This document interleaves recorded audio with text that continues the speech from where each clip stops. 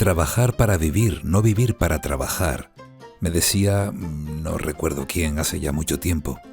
Sin embargo, aunque la idea suene bien, e incluso lógica, seguimos sin comprenderla a pesar de los avances sociales y los progresos en derechos laborales. El trabajo nos ocupa muchísimo tiempo de vida, y esa realidad, como es evidente, nos afecta en todos los sentidos. Y se vienen tomando muchas medidas para garantizar la seguridad y el bienestar en el trabajo. Pero sigue habiendo una variable que no termina de manejarse bien: la salud mental en el ámbito laboral. Los datos de absentismo o de bajas por problemas de salud mental son realmente alarmantes. ¿Cómo podemos abordar este problema?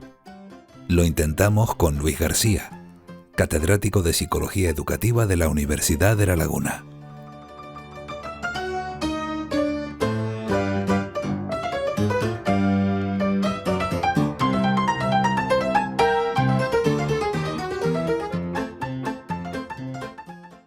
Luis García, bienvenido. Gracias, igualmente. Bien hallado. Bien hallado, sí. Bien localizado. Bien localizado, sin duda. Oye, ¿qué es la salud laboral? Porque es un concepto muy amplio. Sin duda, es amplísimo. Yo creo que es de los conceptos más amplios que podemos abordar hoy en día dentro de cualquier materia. Bueno, en realidad lo que se refiere es las acciones o aspectos que podemos trabajar que beneficien, ¿no?, fundamentalmente a los trabajadores, a las personas ocupadas en el ámbito de la empresa, de las organizaciones, y básicamente recoge tanto el bienestar físico, psicológico, relacional de las personas, ¿no? Yo creo que es un término del siglo XIX, Ajá. pero que hay que actualizarlo al siglo XXI. ¿Y eso cómo se hace? Ese es el gran reto para mí. Sí, de no caer con los tics, ¿no?, de las etiquetas, del etiquetaje, por ejemplo, de entender que los entornos son patológicos por sí mismos, de que traemos los problemas de casa y los pegamos al trabajo, en fin. Yo creo que en la parte psicológica yo creo que todavía hay que desarrollar toda una metodología, ¿no? Yo hablo de las 3 P. O sea, la salud laboral debe dirigirse fundamentalmente a la prevención, fundamentalmente, evitar riesgos o incidentes. Tiene que dirigirse también a la protección, no la protección del puesto de trabajo, la protección de las personas. De las personas. Y también la proponer cómo mejorar ese bienestar. No vale solamente con que hagamos prevención, por tanto, hay que proponer también y hay que plantear alternativas a estas situaciones. Yo creo que además hoy en día, sobre todo en este siglo tan convulso que tenemos, donde evidentemente hay situaciones de cambios constantes, yo creo que la parte psicológica, luego hablaremos un poquito, me imagino, de esto, cada vez tiene más fuerza porque existe un gran malestar. Dicho en términos casi sanitarios, podríamos decir que hay una pandemia de malestar. ¿Y eso cómo se cuantifica? Pues en el número y en el incremento de bajas laborales por temas psicológicos, básicamente. Por tanto, quiere decir que son temas que hay que resolver. No solamente es decir, hay un especialista que te va a atender, claro, o proponer que haya cientos de psicólogos en la sociedad, ¿no? No, esto hay que tratarlo como un tema social importante, ¿no? Entiendo entonces que la salud mental dentro de la salud laboral es una variable, por lo que estoy viendo, descuidada. Sí, porque la salud mental no se había tocado, pienso, porque no es el entorno. La salud mental sigue estando vinculada, por eso digo que es un concepto del siglo XIX, a lo clínico, a lo sanitario, no a los entornos, ¿no?, donde la gente desarrolla o a los contextos donde la gente desarrolla su vida. Y en este momento la vida laboral es 1/3 de la vida de la gente. Claro. En horas por lo menos 1/3, sí, evidentemente. Entonces eso tenemos que empezar a trabajarlo de otra manera, ¿no? No vale con plantear el malestar como un problema que afecta solamente a la productividad, que es lo que desde mi punto de vista ha sesgado todo lo que estamos hablando. Yo oigo a los empresarios hablar de que baja la productividad, si las bajas bajan la productividad, los entornos, pero más allá de eso no hay un discurso comprensivo con lo que sucede a las personas, ¿no? Entonces yo creo que eso es retomarla de otra manera, ¿no?, el concepto, ¿no? No hay un discurso comprensivo. Entonces, la comprensión es un elemento clave en la relación no solamente entre personas que desempeñan un trabajo concreto en una organización, sino entre los diferentes cuadros que ocupan dentro de un organigrama una posición determinada, ¿no? ¿Hay muchas asignaturas pendientes en ese sentido? Muchas, muchísimas. Y en España más. Creo que en España todavía hay una estructura jerárquica mal entendida, ¿no? Fundamentalmente, con conceptos de liderazgo equivocados. No quiere decir que otros países no lo tengan, lo tienen también. A veces demasiado sesgado en muchos países por la productividad, más que pero aquí más por los personalismos, ¿no?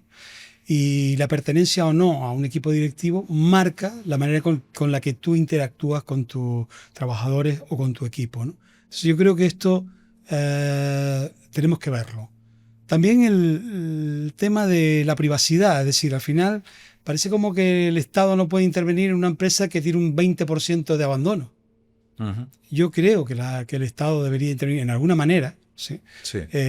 No solamente mandando gente al sistema sanitario, un sistema sanitario colapsado, por otro lado, sino que buscar vías alternativas y detectar de alguna manera qué empresas son las que realmente se están tomando esto en serio, ¿de acuerdo? Y qué empresas no están haciendo medidas.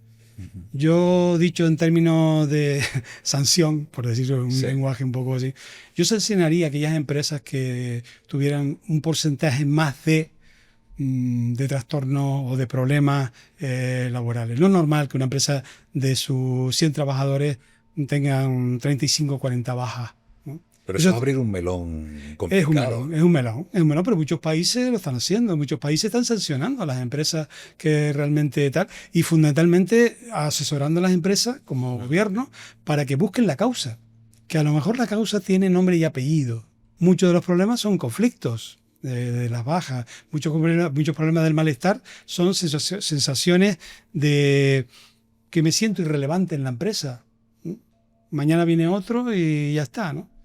Yo creo que para mí hay tres, cuando hablo de pandemia, de malestar, para mí hay tres datos que son relevantes. Uno, por supuesto, el cansancio.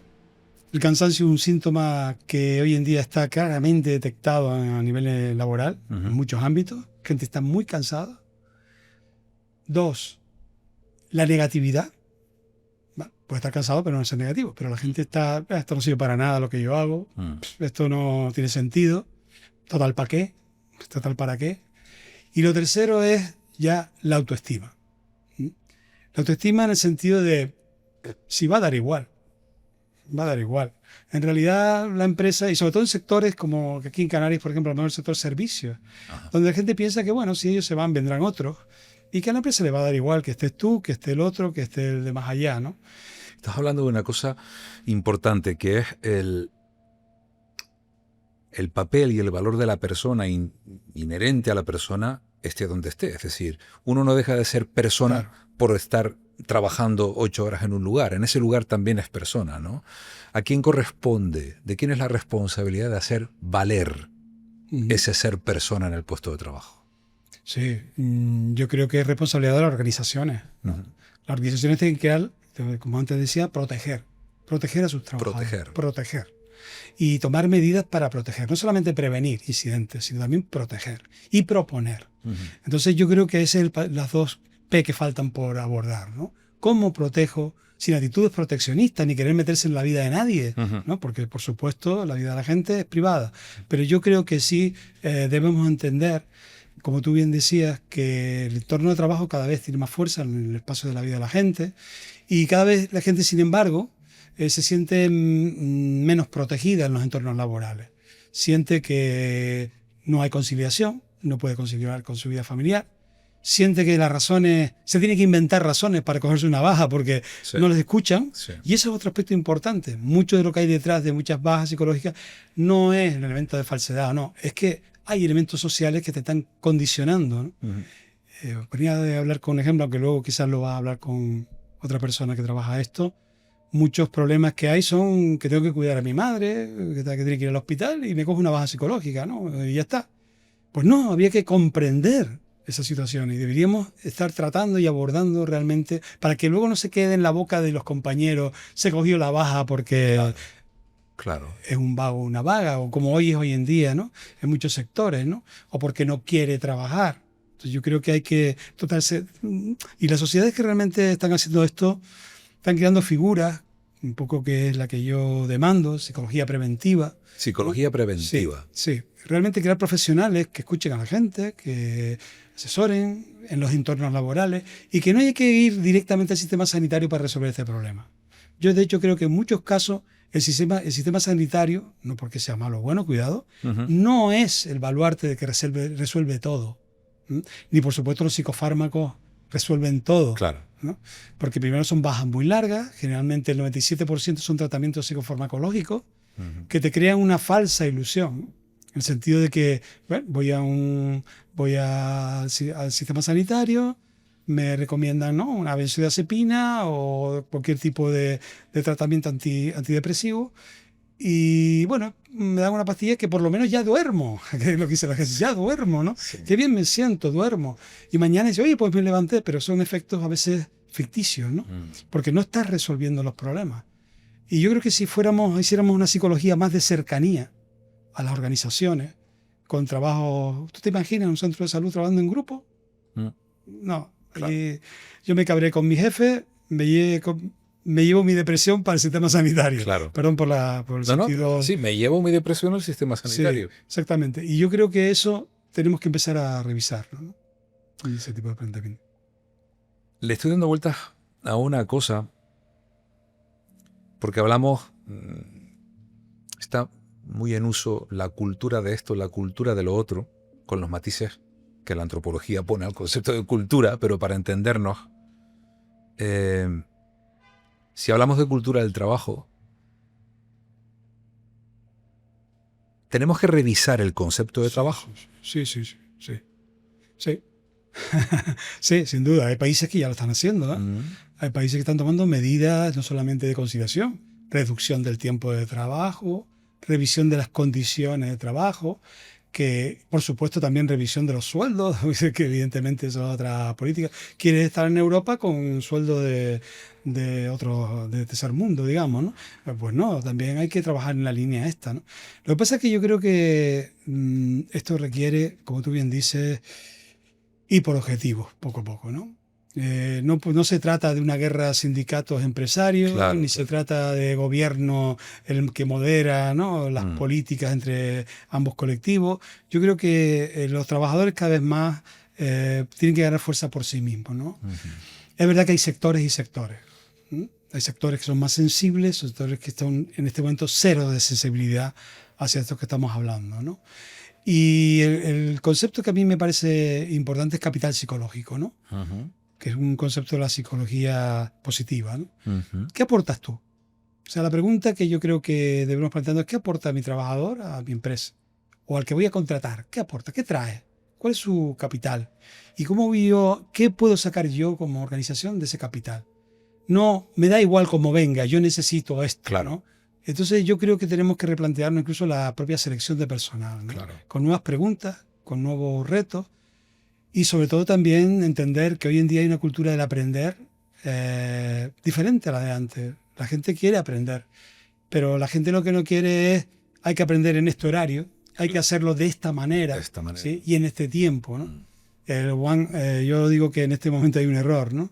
No place, que es una teoría de hoy, ¿no? Se puede aprender en cualquier sitio, no hay lugar para aprender. No way, no hay una única manera de hacer las cosas. Y por supuesto, no time. No necesariamente tiene que ser un horario fijo, flexible, de 40 horas a la semana, puede ser menos, siempre y cuando trabajes por objetivo, trabajes con las metas claras. Por tanto, ojo, porque creo que la gente joven tiene esta filosofía por internet mismo, ¿no? Claro. Aprenden a las de 8 a 2 de la mañana, se relacionan con quien le da gana, oyen muchos puntos de vista distintos, Sí. no solamente el profesor en la escuela, sino que ven que las cosas pueden resolver de mucha manera. Y yo creo que cada vez que ese no time, no way, no place acabará llegando al mundo del trabajo, sin duda. Conocí hace un tiempo al CEO de una empresa muy importante, que decía que trabajadores felices aumentan la productividad. Estoy convencido. Estoy convencido. Aunque es verdad que la felicidad no puede ser para toda la vida, así que, es decir, hay altas Es y bajas. ondulante. Exactamente, hay momentos, ¿no? Sí, sí. Evidentemente, si yo tengo un problema, me estoy separando, tengo un problema en mi casa, o de hospitalización, o lo que sea, pues evidentemente feliz no va a estar, Claro. pero evidentemente y va a tener un impacto en tu desarrollo, ¿no? Profesional. Hay cosas que te traes de casa, como digo yo. Sí. Pero bueno, intentar que esos entornos sean comunicativos, por lo menos, o que por lo menos sepan cuáles son tus problemas, y entender que lo social en este momento es lo que más explica el malestar de la gente, también es importante. Yo creo que nos hemos olvidado una cosa muy importante, que es que el malestar en este momento viene más explicado por razones sociales que por razones individuales. Es decir, el hecho de determinadas condiciones sociales me está haciendo... Vamos a ver, no es casualidad que en las zonas sures de las islas, donde el turismo es más exagerado, ¿no? Hay más volumen, sean las zonas donde más malestar hay. Es decir, al final, evidentemente, problemas de conciliación, soledad. Mucha gente, en el caso de mujeres, he visto muchos elementos fundamentalmente de parejas que viven solas. Claro. Perdón. Pero sí, personas que viven solas. Personas que viven solas. No hay conciliación, prácticamente nada. No hay vivienda. No hay vivienda. Entonces, evidentemente, los colegios están agotados, a las 2 de la tarde se van a sus casas. No hay actividades extraescolares para que los niños puedan hacer más cosas. Entonces, todo ese tipo de cosas. Mucha gente que está allí no quiere estar allí, quiere estar más cerca de las zonas capitalinas.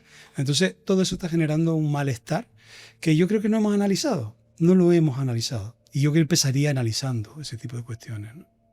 Esto toca directamente con lo que decías al principio, y entiendo ahora esa idea de la pandemia o la ola de malestar, ¿no? Porque, como decías, pasamos mucho tiempo de nuestra vida trabajando, ¿no? Y casi venimos de tiempos en los que nos definíamos a partir del trabajo que desempeñábamos, ¿no? Claro. Eso está cambiando, pero eso es una realidad que sigue estando ahí. Y si eso está impregnado de malestar, pues mal vamos. ¿Cómo está Canarias en todo esto? Bueno, Canarias es uno de los lugares en España con más bajas psicológicas, ¿no? Por razones psicológicas, con el País Vasco, curiosamente, ¿no? Entonces, yo creo que el propio sector turístico, al ser tan fuerte, ¿no?, la presencia laboral en ese sector, con lo que supone en general el trato a las personas, todo lo que implique para mí elementos directos con personas, tiene lógicamente un burnout, un agotamiento mayor que lo que es trabajar en una fábrica o la construcción o en entidades que son como más estables, ¿no? Entonces tiene un desgaste muy grande. Y nosotros dependemos de un sector servicios prácticamente en la gran mayoría, ¿no? Y después hay otra cosa que influye mucho, las microempresas. Las microempresas también generan sectores muy difíciles de abordar porque son realidades muy situadas a contextos muy concretos que traen muchos elementos de casa, con los problemas que supone y tal, y eso yo creo que también genera bastante. Pero en realidad no estamos nada bien. Si me permite, lo que pasa es que es muy sectorial. El sector comercio, por ejemplo, genera un número de bajas muy grande.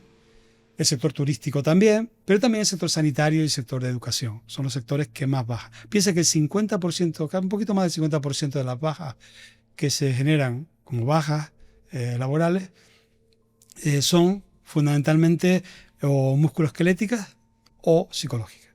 Nos repartimos un 25% prácticamente. Y, por supuesto, las psicológicas en claro aumento, ¿eh? Después de pandemia, prácticamente hemos duplicado el número de bajas. Es tremendo eso. Por malestar. Con lo que lleva a esto, porque las bajas por temas psicológicos, que es un indicador más, tú me has preguntado cómo estamos.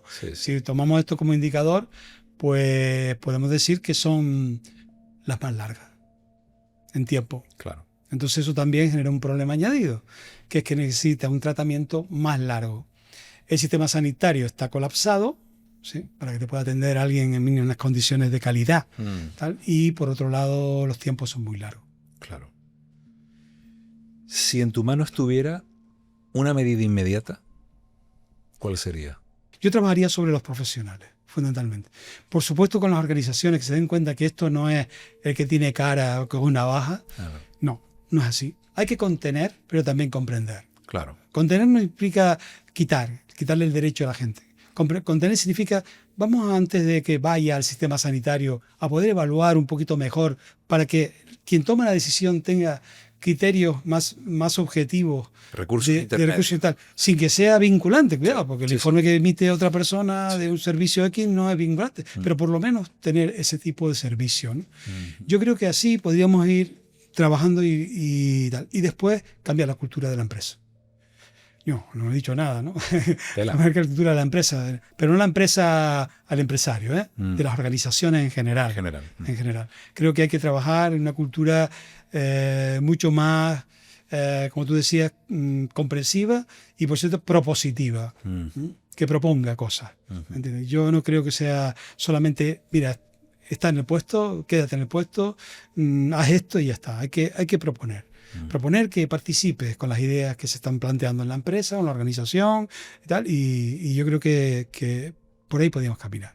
Pero siempre te digo en el plano de per se. Yo espero que de aquí a un siglo nuestra cultura sea más abierta a las personas, ¿no? Abrirnos a las personas, pero no como teoría, sino como realidad, ¿no? Fundamentalmente. Bueno, hay mucho trabajo por delante. Mucho. Y la psicología tiene mucho trabajo. Mucho trabajo que hacer. La psicología la psicología que nació siendo una psicología laboral, cuando la revolución industrial, había que adaptar a la gente a la nueva realidad, perdió ese sentido, se creó recursos humanos con esa filosofía y, como yo suelo decir, se ha perdido lo humano y se queda en recursos. Y muchas veces administrativo, ¿no? Entonces no estamos dando respuesta ahora mismo a esta realidad. No pensemos que porque la gente vaya más a los psicólogos, a las consultas y se normalice el concepto de salud mental. Está atendido, de verdad. Estamos atendidos. Claro. Creo que es una buena fotografía. Luis García, muchas gracias por estar aquí con nosotros. Gracias.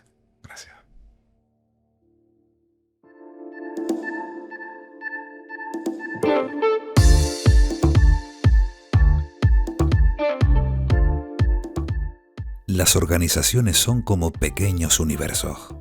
Tienen sus propias reglas, su propio carácter. A veces perdemos de vista que quien realiza el trabajo en una organización son las personas.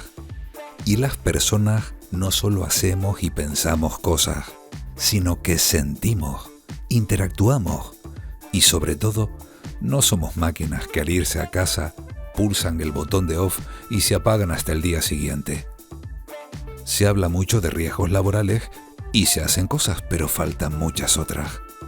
Sobre todo las relacionadas con la salud mental. ¿Cómo se atiende a las personas en las organizaciones? ¿Cómo se tratan los asuntos relacionados con la salud mental? Elena Viudez, ¿qué tal? Muy bien. Bienvenida. Gracias. Voy a ir a bocajarro. Muy bien. ¿Las empresas cuidan a los trabajadores? Bueno, no siempre.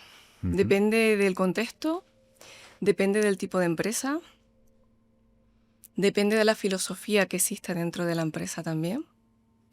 Y también a veces depende, no vamos a echarle solamente la culpa a las empresas, depende también un poco de los trabajadores que tengas. Ajá. ¿Qué es cuidar un trabajador? Bueno, cuidar a un trabajador es acompañarle en el proceso. Que el primer día que entre tenga algún tipo de tutorización, tenga alguien que le pueda explicar los procesos que se van a llevar a cabo, el tipo de trabajo, que haya un buen equipo de trabajo también es muy importante. Yo soy muy partidaria de que se haga equipo y sobre todo que se tenga claro qué es lo que hay que hacer. Si no, se genera una inseguridad tremenda. Tú eres psicóloga en una importante entidad dedicada a la salud y desde el servicio de prevención trabajas directamente con las personas. ¿El factor de la prevención sigue siendo una asignatura pendiente? Totalmente. Totalmente, porque las empresas no entienden qué es la prevención. Aunque es un concepto que cualquier persona podría identificarlo previamente, pero entienden que la prevención es algo urgente, entienden al contrario que la prevención es algo que actúa a posteriori cuando ya tienes el problema encima, y realmente no son conscientes de que prevenir es actuar de forma anticipatoria, de forma proactiva.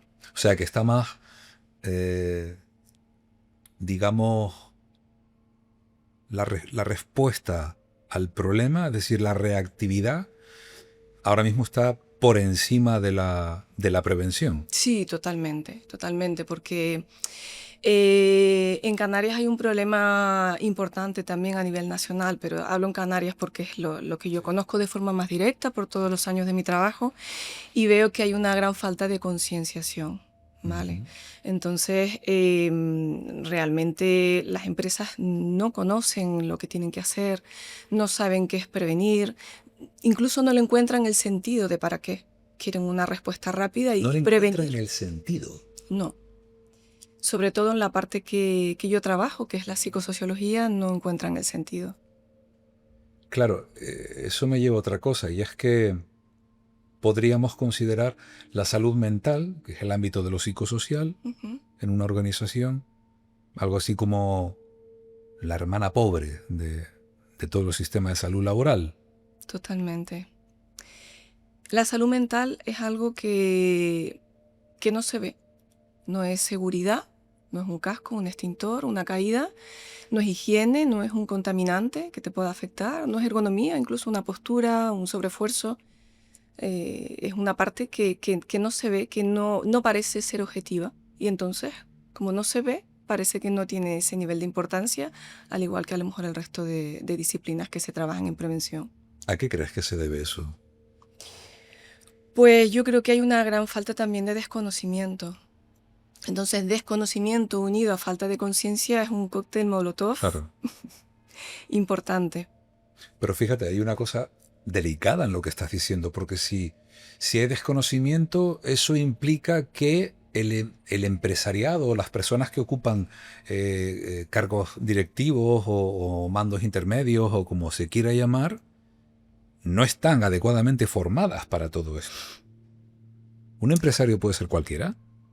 Hombre, yo entiendo que no. Tienes que primero saber cuál es la filosofía de trabajo que quieres para tu empresa. Segundo, saber qué es lo que quieres trabajar, porque muchas veces no se tiene en cuenta ese tipo de factores. Y sobre todo, conocer con quién quieres trabajar, a quién quieres contratar, qué es lo que quieres, qué quieres ofrecer. ¿Quieres ofrecer cantidad o quieres ofrecer calidad? Eso es muy importante también. Y últimamente se trabaja con mucha urgencia, sacar trabajo, lo urgente, se prioriza lo urgente antes que lo importante y se resta calidad al tipo de trabajo. ¿Trabajar implica sufrir? No debería, no debería. Yo, por ejemplo, he estado en trabajos, llevo 22 años en la profesión y he estado en trabajos en los que lo he pasado mal, no me cuesta reconocerlo.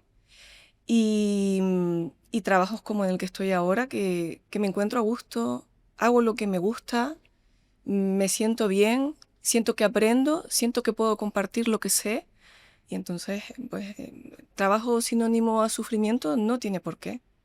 Tiene que ser una segunda parte cuando tú sales de tu casa, donde llegas y donde tú tienes que poder desempeñarte. Y sobre todo, importante, donde seas valorado. Mm, donde seas valorado. Ujú, Es que eso es un botón que si lo apretamos, tú eres empleada de una empresa ujú. y al mismo tiempo, como psicóloga, asesoras a otras empresas en Ujú, la gestión de los recursos humanos. Eh, Parece un punto intermedio entre los dos mundos, entre las dos posibilidades. ujú. ¿Cómo se ve el panorama laboral desde ahí? Hombre, en mi caso que trabajo para un servicio de prevención ajeno, mi postura no es tan complicada. Sí la veo complicada para compañeros que son técnicos de prevención de servicios propios, porque ellos sí están dentro de la empresa. Ellos forman parte de la empresa y están en contacto pues, con los equipos de trabajo, con directivos, con mandos, y entonces el trabajo de un técnico de prevención dentro de la misma empresa se vuelve más crudo, se vuelve más difícil. El proponer medidas preventivas, el proponer una gestión de los riesgos adecuada es más complicada. En el caso nuestro, digamos que tenemos más libertad. de aportar una perspectiva externa, de aportar rigor a lo que estamos diciendo, de tener esa libertad o ese criterio técnico. ¿Qué es lo más, no extraño, pero sí, qué es lo que más te ha llamado la atención, negativamente hablando, de lo que te has encontrado en tu trabajo como psicóloga de prevención?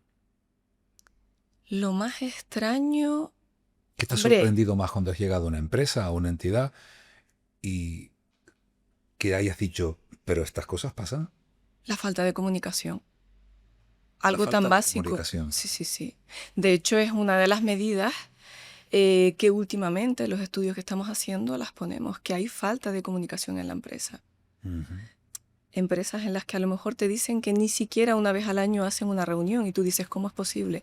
No, aquí no nos hace falta reunirnos. No nos Aquí hace falta. no nos hace falta. Nosotros resolvemos en el día a día, sí, pero hay cuestiones que tú puedes resolver en el día a día, en el momento, y hay cuestiones que requieren sentarse con las personas, hacer escucha activa, ver qué necesidades tienen, qué pueden aportar. Entonces, la comunicación, que es algo tan básico con lo que nacemos, porque incluso cuando hablamos de comunicación verbal y comunicación gestual, Claro, es súper importante. Entonces, te das cuenta que hay una falta de comunicación tremenda en las empresas y eso conlleva a la generación de muchos conflictos. claro. Cuando tú das lugar a que el otro piense lo que quiera porque no le estás entendiendo, porque no se está expresando, ahí la cabeza juega un papel importante, porque en tu cabeza puedes construir un mundo. Efectivamente. Efectivamente. Pensando en las personas que nos están viendo, que nos están escuchando, sí, seguro que entre todas ellas hay alguien que está viviendo una situación de conflicto o incluso cualquier circunstancia desagradable en el entorno de trabajo o incluso algo que tenga cierta complicación, que requiera atención. ¿Qué es lo primero que tiene que hacer? Comunicarlo. Lo que pasa que no es sencillo. Como te decía antes, el aspecto tan importante de la comunicación, hay empresas en las que no se presta ese nivel de comunicación, de tu poder expresar si te está pasando algo. Ujú. Es cierto que cada vez más las personas se expresan, ya no existe ese miedo como existía a lo mejor hasta hace unos años, de poder decir, oye, pues tengo este problema, o tengo un problema con un compañero, o me siento sobrecargado. Hace ya más de 30 años que se aprobó la ley de prevención. ¿En qué punto estamos? Como al principio. ¿Cómo al principio? Yo diría que sí. No en todos los contextos, pero es que hay un gran desconocimiento. Por suerte, ya no escuchamos los técnicos de prevención esa frase de prevención de riesgos laborales, ¿eso qué es? Ya no lo escuchamos, pero sí es verdad que no lo ven como algo necesario. Prevenir no entra dentro del papel diario de las empresas. Entonces, queda mucho por hacer en prevención. Y sobre todo en psicosociología, que es lo que hago yo, como es algo que no se ve, es algo que no se percibe, es algo que no se mide con aparatos, no utilizas un luxómetro. Lo único que puedes hacer ahí es escuchar a los trabajadores, hacerles partícipes de lo que están haciendo y que expresen cómo lo hacen, es la única forma. Ujú. Entonces, pues, la consideran incluso como una disciplina o una modalidad absurda. Absurda. Sí. ¿Y cómo lidias con eso? Supongamos que has hecho un trabajo, un estudio psicosocial en una entidad, en una empresa, en una organización, y tienes que sentarte a exponerle esos resultados a alguien. Ujú. ¿Cómo lo haces? Con mucha paciencia, contando hasta 10, Eso está bien. porque muchas veces te dan cada respuesta, te dicen, eso ya lo sabíamos, no nos estás expresando nada nuevo. Y yo muchas veces digo, pues menos mal que ya lo sabías, porque si no, eso significa que todos estos años, todo este tiempo has estado mirando a otro lado. O sea, es bueno que intuyas que esto iba a salir. Luego hay muchas empresas también que actúan pues con sorpresa de, eso es imposible, en mi empresa eso no puede estar pasando. Eso dice mucho, ¿no? Claro. Eh, Muchas empresas también actúan, sobre todo quienes se encargan luego de gestionar esto y de ponerlo sobre la mesa y de planificar esas medidas que el técnico pone en su informe a través de ese estudio psicosocial, respiran con alivio y dicen, uy, menos mal, que lo ha dicho esta persona y no yo. Entonces, claro, cuando te encuentras con todo esto, ves que el diagnóstico está bastante claro. Claro. ¿Te encuentras con muchas resistencias? Sí. Es más, te diría resistencias del tipo de ¿por qué me has puesto esto aquí? Esto me lo tienes que cambiar. Entonces, claro, ahí entra Una negación de una realidad. totalmente, totalmente, porque saben que eso queda escrito Claro. y saben que eso pues probablemente pues termine en la inspección de trabajo o termine en un juzgado o termine ante los altos cargos de la empresa. Entonces estás poniendo en una tesitura a esas personas. Y si nos hemos encontrado con esas situaciones que te digan, esto me lo tienes que quitar. Entonces ahí hay otro trabajo donde tienes que contar hasta 10 y tienes que decir, mira, yo esto te lo he puesto por esto. Yo creo que lo más fácil es reconocer que hay un problema de este calibre y ponernos a ello paso a paso e ir trabajando. A veces, pues por intervenciones en las que he participado, siempre tengo la sensación de que todas las cuestiones relacionadas con la salud mental en el ámbito laboral es como una especie de cajón desastre donde se han metido muchas cosas y que cuando lo abres no sabes ni qué te vas a encontrar. Y eso es delicado. Pues sí, Bosco, te diría que te encuentras muchas veces en las entrevistas a gente llorando. Te encuentras a gente diciéndote que quiere hablar pero que no sabe cómo, porque no hay procedimientos en la empresa que se presten para ello. Gente que te dice que no tiene miedo a hablar, pero son los menos. Y gente que realmente quiere hacer las cosas bien. Lo que pasa que, claro, si existe esa intención y después la empresa no escucha, hay mucha falta de escucha también, de comunicación y de escucha. Pues esperemos que poco a poco, pico y pala, Sí. vayamos dando pasos y logrando cosas. Y felicidades por tu trabajo. Muchas gracias. Adelante, ánimo y muchas gracias por estar con nosotros. Gracias a ti.